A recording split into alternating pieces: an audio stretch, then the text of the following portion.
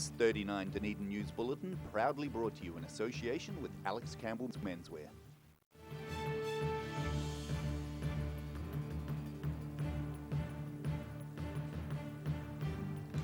Tonight on 39 Dunedin News, local youth are being called on to form a youth council, and the government is contributing money to the initiative. The Rubik's Cube is making a comeback at one city school, which is running a problem-solving competition.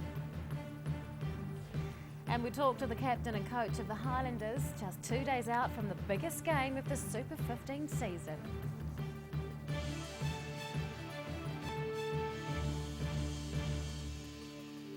Good evening, Dunedin. I'm Rebecca Dupree. For the first time, local youth are being given authority to contribute to civic action.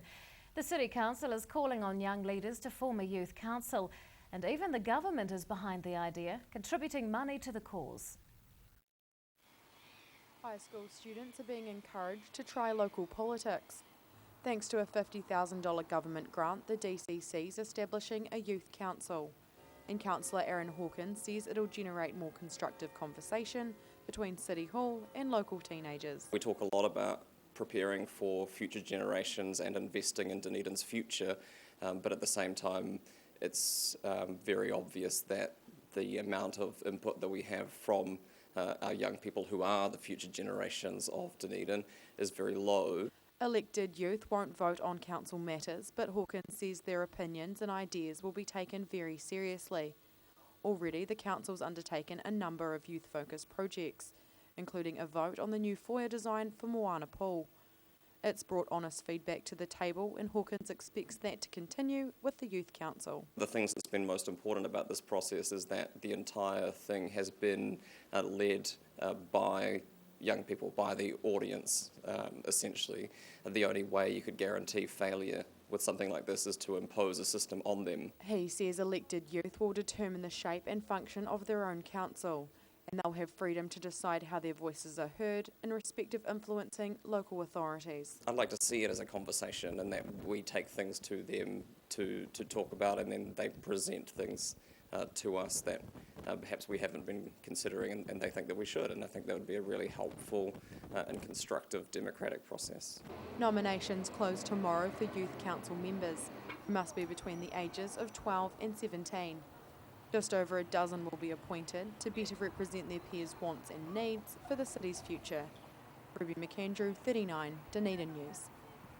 Traffic disruptions in Lower Stewart Street are set to continue for the rest of the week. Parts of the road have been closed since Monday morning. Contractors are working to upgrade a privately owned sewerage pipe that connects to the main sewer line. The work is expected to be finished by the weekend. Consent was granted by the City Council for the temporary road closure, which had to be publicly notified. The infrastructure being worked on is 3 to 4 metres underground, and that's requiring extensive safety measures. All costs of the work are being met by the property owner. The project is affecting the traffic flow in and around the Octagon and Moray Place. A world-famous puzzle is bringing Carisbrook School pupils out of their shells. They've helped put together a Rubik's Cube competition, and they're teaching others about problem solving. Until now, there hasn't been much interest in Rubik's Cubes at Carisbrook School. But Nick Parker of the church's Education Commission has introduced pupils to the perplexing puzzle. And now there's a thriving club of kids dedicating their lunchtimes to solving it. They're fast learners. I mean, within a few sessions they will know how to solve a Rubik's Cube, and then they've been taking that and teaching other people how to solve it themselves. So it's kind of cool to see it morph like that, snowball. All the hard work's culminated in this contest. Around 10 kids are officially taking part, with plenty of spectators cheering them on. They get 3 goes at solving the cube, with a 4-minute time limit each attempt. It's all spearheaded by the kids, and has proved to be an amazing character-building experience. They came up with the competition idea along with Miss Moores, their teacher, and they wrote up a proposal. They brought it to the principal. They got it signed off. He says solving the puzzle isn't as hard as many people think. Most of the children have learned how to do it in just a few days. They're encouraged to align the cube's white side first and to go from there. And this puzzle-loving pupil says the key is dedication. And It also takes a lot of YouTube searches and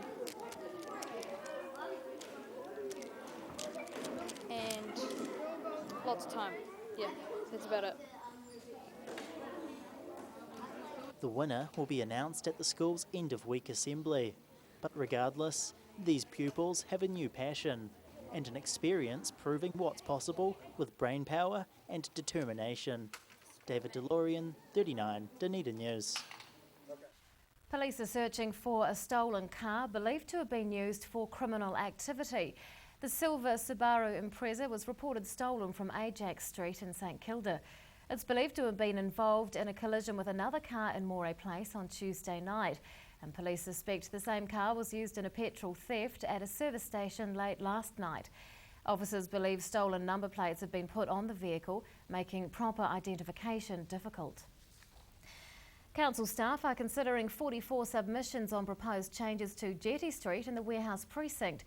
31 submitters support the changes, while 13 are opposed. The council plans to close both one-way sections of Jetty Street to traffic that become pedestrian areas designed to accommodate increased retail activity. It's part of the council's Warehouse Precinct revitalisation plan. Service vehicle access to businesses will remain. It's likely traffic slowing measures will also be installed. More car parks are planned for the Cumberland Street one-way to counter the loss of parking in Jetty Street. Highlanders players are calm just 2 days out from the biggest and last game of this season. The opposing Hurricanes side is the only thing standing in the way of the local lads making Super Rugby history. And fierce Southern support is set to follow the semi-finalists to the capital. The last training session on home turf. For the first time in more than 15 years, the Highlanders are preparing for a Super Rugby final, eager to record their first win against the Hurricanes this season. And co-captain Ben Smith says they're up for the challenge. We know we're up against a good Hurricanes team, so really looking forward to the weekend, and we'll just probably had a couple of days off during the week, so making sure that we just bottle it and unleash it on Saturday. And Smith says getting to the final with the team he loves makes the game even more special. You know, the Highlanders is a team that I'm really passionate about, and just looking forward to getting the opportunity to play in a final. And yeah, I'd rate it right up there in my rugby career. And yeah, as I said before, just really excited along with the rest of the team. Aside from a couple of scrapes from last week's game in Sydney, the team is injury-free. And coach Jamie Joseph says come Saturday night they'll head into the cake tin evenly matched with their Hurricanes counterparts. At the end of the day, it's going to come down to the weekend really. It's we're just excited, guys. Like is it going to be a tactical battle? I think it could be, but not as much necessarily as last week because we are similar. Around the city, people and businesses alike are making their allegiance known. And Joseph says seeing locals queue for tickets and campaign for additional flights helps bolster the team's confidence. We really appreciate all the support that we've had the whole year. Unfortunately, the draw had our playing all our games at home at the start of the season, and then a string of games at the end of the year, with that match in against the Chiefs a couple of weeks ago, sort of really identified just how much they supported us. So that was good.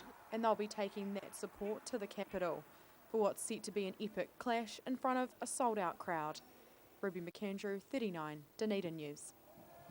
Still to come on 39 Dunedin News, we take a closer look at the call for a contraception program for teenagers, and we'll find out what's taking those over 60 back in time. Pregnant? Need to talk? 24 hours a day, 7 days a week. Pregnancy counselling services are here to help. It's free, it's confidential. Call us now on 0800 773 462.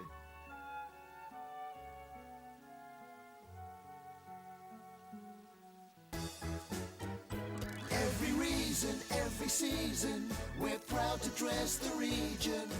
Alex Campbell Menswear, it fits.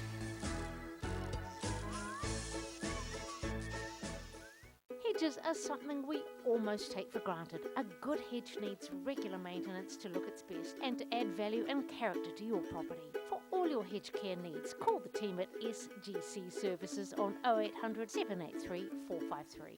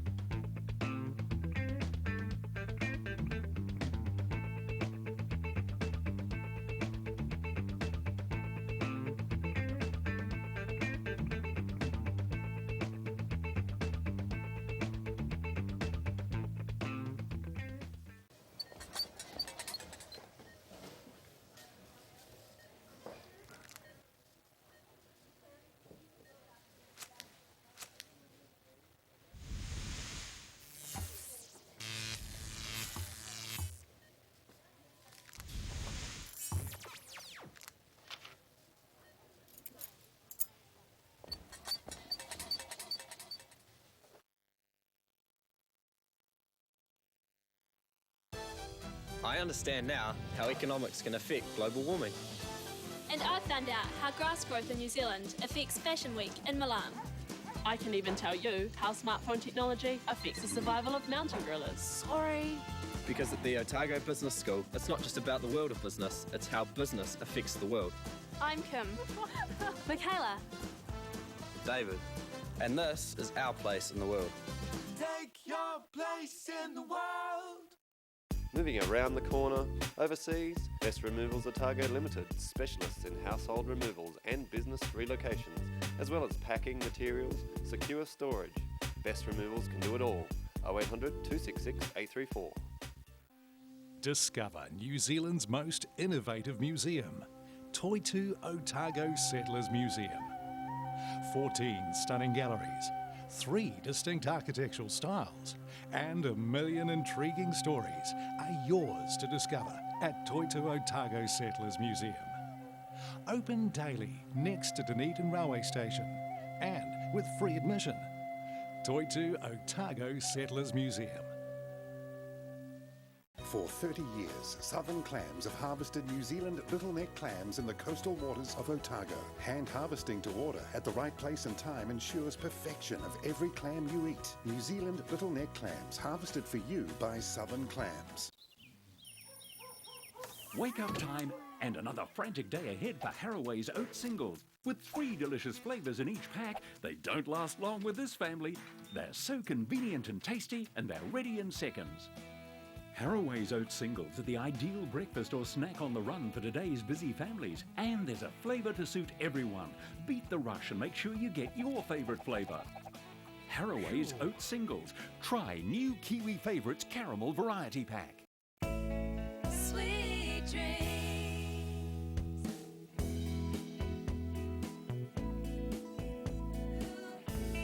Sweet dreams.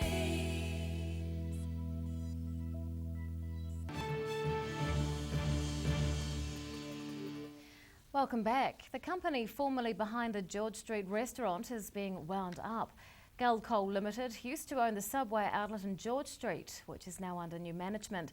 The company was set up by 2 local men who bought the Subway franchise in 2007. But 6 years later, it was placed into liquidation, owing almost $400,000. The list of creditors included the Dunedin City Council, as well as a dozen local businesses. Now, liquidators intend to remove the defunct company from the National Register. And on that note, let's take a look at today's financials. And the NZX 50 has closed the day up 47 points. It's now at 5,841. The Nikkei is up 227 points. And to the exchange rates, and its opposite arrows here, with the Kiwi dollar down against all the major currencies we follow. A team of senior lecturers at the University of Otago are calling for a contraceptive program for teenagers. They say long-acting reversible contraception should be available to youth before they become sexually active. Dr. Helen Patterson is involved and she's here to explain. Good evening. Good evening. Now, what kind of contraception are you talking about? So long-acting reversible contraception is either implants or intrauterine devices. In New Zealand, we've got 3 types. And how do they work? So mostly the way that they work is by stopping the sperm getting to the egg. So that's the main effects of them.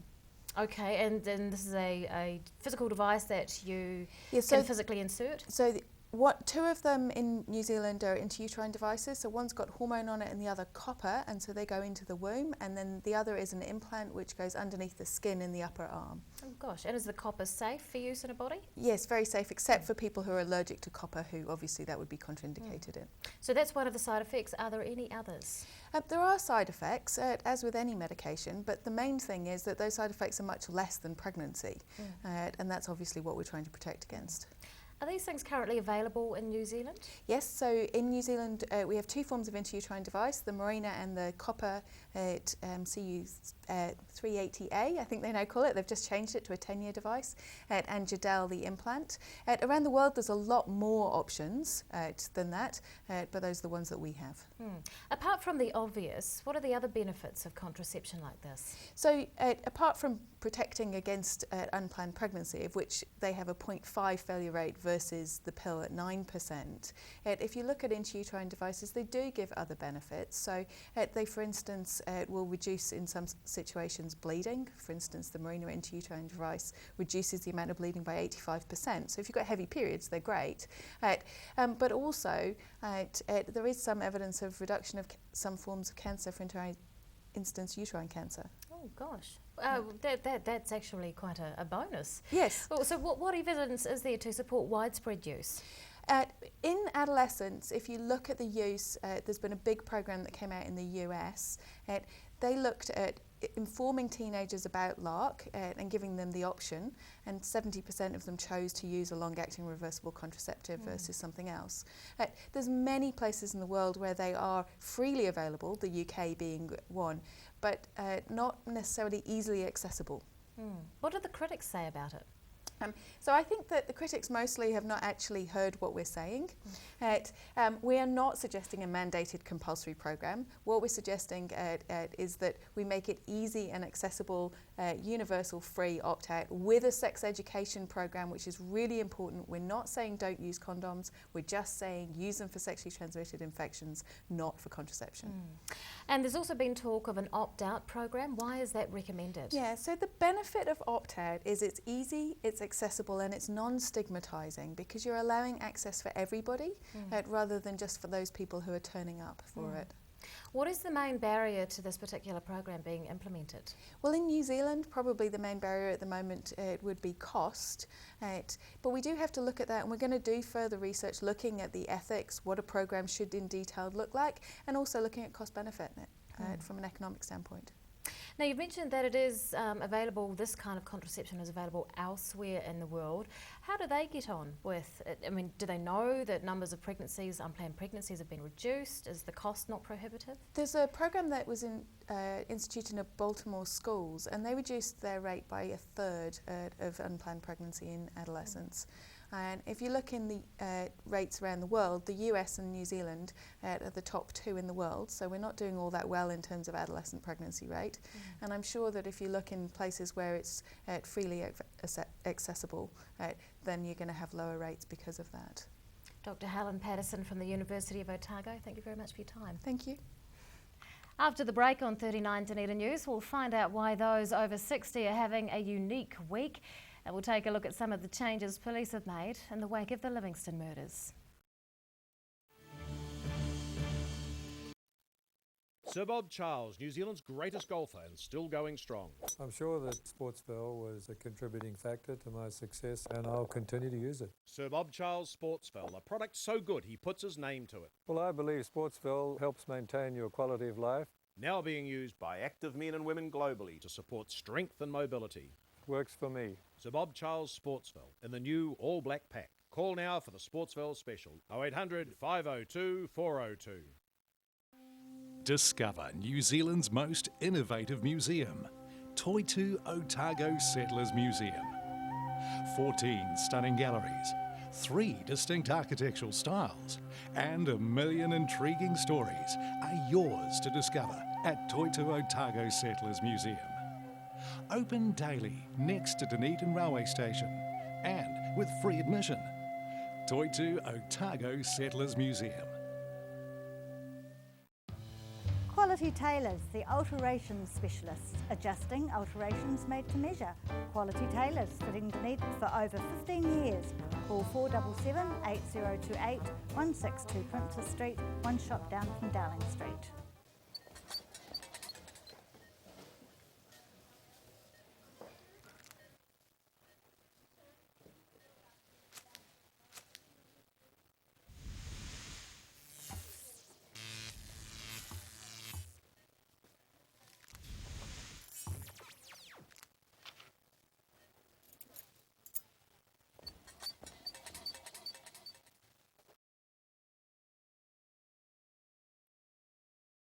$128 tracks, dynamic automation, dual faders, and totally digital.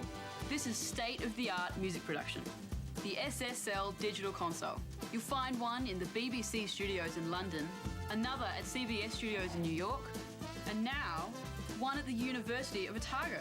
It's a good reason why our sound now sounds even better. My name is Maddie Parkins Craig, and this is my place in the world. Take your place in the world. Every reason, every season, we're proud to dress the region. Alex Campbell Menswear, it fits.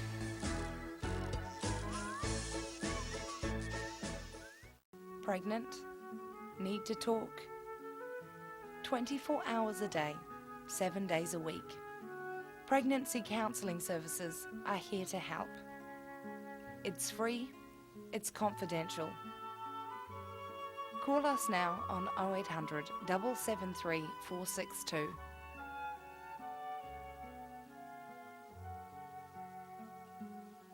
Here's something else to look forward to sinking your teeth into every weekend with the Otago Daily Times, the Weekend Mix, your guide to what's hot in fashion, entertainment, food and more. New weekend magazine in your ODT. Pick up your copy this Saturday. Welcome back. Elderly residents are having a unique week thanks to a midwinter potluck lunch. The 60 Plus Club organised the meal to beat the winter blues, and members are taking locals back in time as part of the fun. A glimpse of the past. These women model their handmade Edwardian costumes as part of the entertainment at the 60 Plus Club's annual midwinter potluck. Club President Mary Billington says the small committee's worked tirelessly to stage the event, and she's even involved in a movie-themed performance herself. So we start off with Sound of Music, some Sound of Music songs, and then from the Muppets, and then we finish off with Mary Poppins. And I'm dressed up as Kermit the Frog. Billington's chuffed with how the meal's gone, and the attendance of more than 100 people. She says art, skits and quizzes have made for a fun-filled afternoon. And that's a relief, after concern about whether people would show. Last month, because of the floods, believe it or not, 50 people turned up to the meeting, so we only managed to sell 50 then, but we did advertise in the paper that there would be door sales, so they've all been coming in thick and fast. The local 60 Plus Club has hundreds of members, and Billington says they're always doing something interesting. She hopes events like this will encourage more people to get involved. I think it's great for people who, when they've retired, they don't know what to do, and when they join the 60s Plus, but we have a list of activities. We're like a big umbrella, and all these spokes coming off the umbrella, and each spoke is an activity. Smiling faces in the crowd are evidence of the midwinter potluck's success, and a sign there's plenty to celebrate despite the winter chill, perhaps prompting more senior residents to socialise year-round. David DeLorean, 39 Dunedin News. Local police are throwing more weight behind the prevention of family violence, child abuse and adult sexual assault. That's in direct response to failings by police in regards to the Livingston murder case. Timothy Brown of the Otago Daily Times joins us to explain the situation. Good evening. Good evening. What restructuring has occurred as an outcome? Immediately in the aftermath of this tragic event, police set up a specialist adult sexual assault force. They're tasked with investigating incidents of sexual assault, and they receive specialist training which gives them an edge in terms of finding the correct resolution in these matters. Also earlier this year there was an additional staff member added to the family violence team here in Dunedin Central. How is that intended to help prevent family crime? Well, the more feet they can put on the ground, the more resources that can be thrown at these matters, the earlier they can nip them in the bud. A lot of this is about the escalation. A lot of these events go under the radar for a long period of time. They build, and as they build, they become more dangerous. Are there more reports of domestic crime reported these days? It's hard to trace those numbers because they are scattered over so many different crime categories. However, what we do know is that Dunedin Police alone are investigating 2,000 cases of family violence a year. Wow. Where did police go wrong with the Livingston case? There was multiple failings in this instance, and it was everyone was an opportunity to catch him before the next step took place. The first one, he was granted diversion for his breach of the protection order, which was granted back in May 2013. He also handed some bullet casings to his children as gifts. Police discarded those casings and didn't investigate the matter further. They had an opportunity there to find out that he had access to firearms, that he was living with a flatmate who kept a gun cabinet, and that matter wasn't followed up at all. In fact, the superiors of those officers weren't even made aware of the matter. Timothy Brown of the Otago Daily Times, thanks very much for your time. And now recapping tonight's top stories on 39 Dunedin News.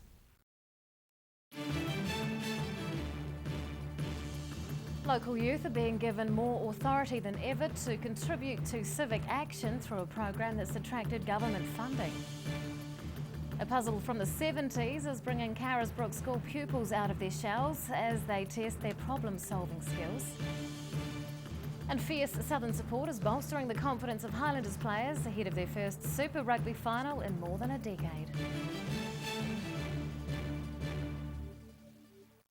Well, it's time now to find out what's going to be on the pages of tomorrow's Otago Daily Times, and Barry Stewart's with us. Hi. Hello Rebecca, mostly rugby, but before we get to that, another setback at Dunedin Hospital. You can find out about that in the paper tomorrow. A 7-year-old Highlander fan who had an air ticket to get to Wellington but didn't have a ticket to get to the game.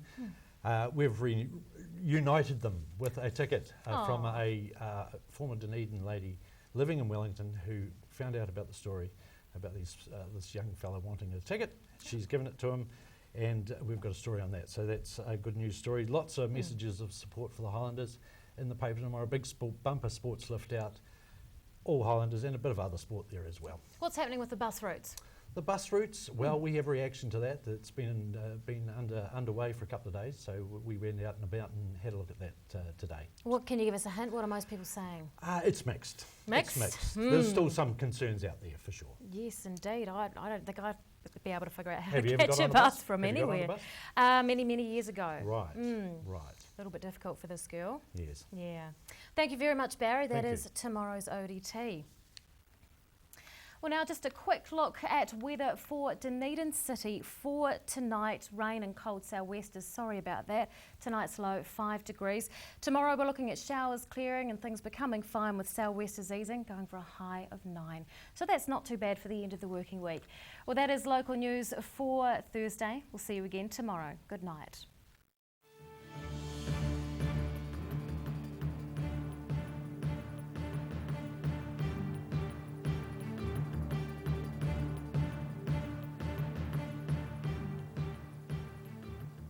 This 39 Dunedin News Bulletin proudly brought to you in association with Alex Campbell's Menswear. Supporting local content so you can see more of New Zealand on air. Lying in the dark, I feel like I'm beginning to know her. Let it go, I'll be there when you call. Whenever I fall at your feet and you make your tears rain down on me, whenever I touch your slow turning pain, you're hiding from me.